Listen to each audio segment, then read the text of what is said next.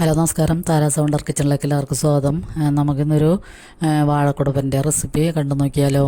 അപ്പോൾ അത് ചില സ്ഥലങ്ങളിൽ വാഴക്കുടപ്പനെന്നും വാഴച്ചുണ്ട്, വാഴ വാഴക്കൂമ്പ് എന്നൊക്കെ പേര് പറയാറുണ്ട്. അപ്പോൾ ഞങ്ങളിവിടെ വാഴക്കുടപ്പൻ എന്നാണ് പറയണത്. അപ്പോൾ ഇത് ഏത്തവാഴ കുടപ്പനാണ്, വലിയ കുടപ്പനാണ്. അപ്പോൾ അതിൻ്റെ മുകളിലത്തെ പോളയൊക്കെ ഞാൻ അരിഞ്ഞ് മാറ്റിയിട്ടുണ്ട്. അപ്പോൾ അതൊന്നും ഞാൻ എടുക്കണില്ല. അപ്പോൾ അതിൽ നിന്നൊക്കെ നല്ലോണം കറവുണ്ട്. അപ്പോൾ ഇങ്ങനത്തെയൊക്കെ വാഴയുടെ ഇങ്ങനത്തെയൊക്കെ കുടപ്പൻ അല്ലെങ്കിൽ വാഴപ്പിണ്ടി ഒക്കെ കിട്ടുമ്പോൾ ആരും വെറുതെ കളയരുത്. ഇതൊക്കെ നമുക്ക് ഹെൽത്തിന് ഏറ്റവും നല്ലതാണ്.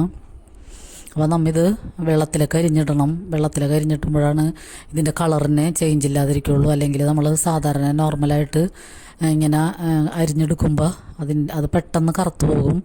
അപ്പോൾ നമ്മൾ കറി വയ്ക്കുമ്പോഴായാലും തോരൻ വയ്ക്കുമ്പോഴൊക്കെ ആയാലും നിറം വ്യത്യാസം വരും.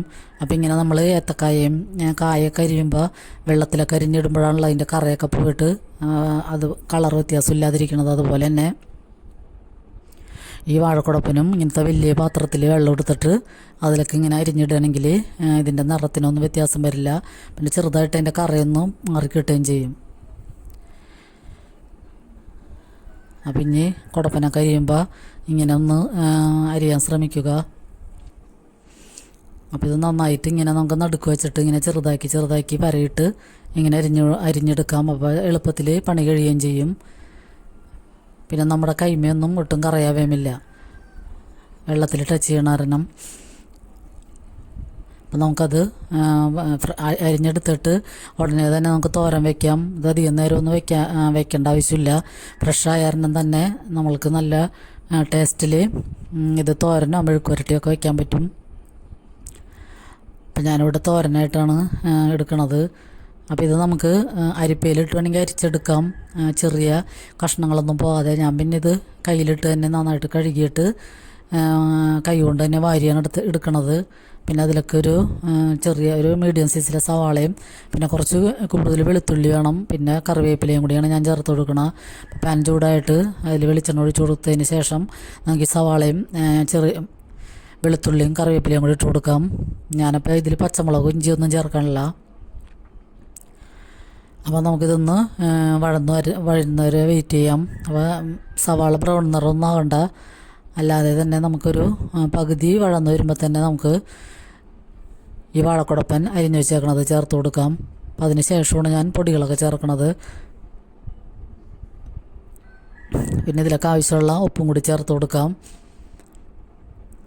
അപ്പോൾ ഈ വാഴപ്പിണ്ടി വാഴക്കുടപ്പനൊക്കെ ആയാലും നമുക്ക് കിട്ടുകയാണെങ്കിൽ വെറുതെ കളയരുത്. വാഴപ്പിണ്ടിയൊക്കെ ആയാലും വാഴക്കുടപ്പൻ ആയാലും നല്ല ഫൈബറുള്ള സാധനമാണ്. നാരുള്ളത് കൊണ്ട് തന്നെ നമ്മുടെ വയറ്റിൽ എന്തെങ്കിലുമൊക്കെ വേസ്റ്റ് കിടക്കണതെല്ലാനും കളയാനൊക്കെ ഏറ്റവും നല്ലതാണിത്. അപ്പോൾ ഇടയ്ക്കൊക്കെ നമുക്കിങ്ങനെ തോരൻ വെച്ചൊക്കെ കഴിക്കാം. പിന്നെ പരിപ്പിട്ട് നമുക്ക് വേണമെങ്കിൽ ഇത് കറി വയ്ക്കാം. അപ്പം എന്തായാലും നല്ല ടേസ്റ്റായിരിക്കും. പിന്നെ ചെമ്മീനിട്ട് വയ്ക്കാം. അപ്പോൾ ചെമ്മീനിട്ട് വയ്ക്കേണ്ട ഒരു വീഡിയോ ഞാൻ ഇതിക്കും ഇട്ടിട്ടുണ്ട്. അപ്പോൾ നമുക്കതിലേക്ക് ഒരു 1/2 ടീസ്പൂൺ മഞ്ഞൾപ്പൊടിയും ഒരു 3/4 ടീസ്പൂണോളം കുരുമുളക് പൊടിയും കൂടി ചേർത്ത് കൊടുക്കാം.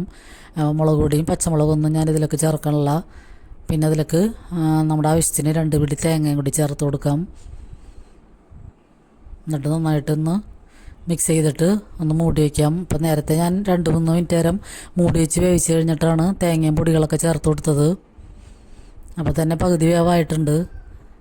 അപ്പോൾ നമ്മൾ അങ്ങനെ ചെയ്യുമ്പോൾ പൊടികളൊന്നും കരിഞ്ഞു പോകാതെ ഇതിൽ നന്നായിട്ട് പിടിച്ച് കിട്ടും. അപ്പോൾ ഇത് അരിഞ്ഞെടുക്കേണ്ട ഒരു താമസമുള്ളൂ. നമുക്ക് നന്നായിട്ട് ചോറിന് ലഞ്ചിന് സൈഡ് ഡിഷായിട്ട് കഴിക്കാൻ പറ്റിയ ഒരു നല്ലൊരു ഐറ്റമാണിത്. അപ്പോൾ ഇത് ഹെൽത്തിനൊക്കെ വളരെ നല്ലതാണ്. അപ്പോൾ മക്കൾക്കൊക്കെ ആയാലും കുറേശ്ശെ ഇത് ചോറിൻ്റെ കൂടെയൊക്കെ കഴിപ്പിക്കാൻ പറ്റുകയാണെങ്കിൽ നല്ലതാണ്. പിന്നെ വാഴപ്പിണ്ടി ആയാലും നമുക്ക് ഇങ്ങനെ കറി വെക്കാം. വാഴപ്പിണ്ടിയുടെ കറി വെക്കുന്ന വീഡിയോ ഒക്കെ ഞാൻ ഇതിക്കും ഇട്ടിട്ടുണ്ട്. അപ്പോൾ ഞങ്ങളിവിടെ വാഴപ്പിണ്ടി പരിപ്പിട്ട് വയ്ക്കും, അല്ലെങ്കിൽ ചെമ്മീനിട്ട് തേങ്ങ അരച്ച് കടുക് പൊട്ടിച്ച് വെക്കുകയാണെങ്കിൽ നല്ല അടിപൊളി ടേസ്റ്റാണ്. അപ്പോൾ ഇങ്ങനത്തെയൊക്കെ നാടൻ സാധനങ്ങൾ കിട്ടുകയാണെങ്കിൽ ആരും കളയാതെ ഇങ്ങനത്തെ ഓരോ ഐറ്റംസൊക്കെ ഉണ്ടാക്കി കഴിക്കാൻ ശ്രമിക്കുക. അപ്പോൾ നമ്മുടെ അടിപൊളി വാഴക്കുടപ്പൻ തോരൻ റെഡിയാണ്. അപ്പോൾ തേങ്ങയൊക്കെ ഇട്ട കാരണം തന്നെ നല്ല ടേസ്റ്റായിരുന്നു ഇതിന്. അപ്പോൾ ലൈക്ക് ചെയ്യണവർക്ക് കമൻറ്റ് ചെയ്യുന്നവർക്കൊക്കെ ഒത്തിരി നന്ദിയുണ്ട്.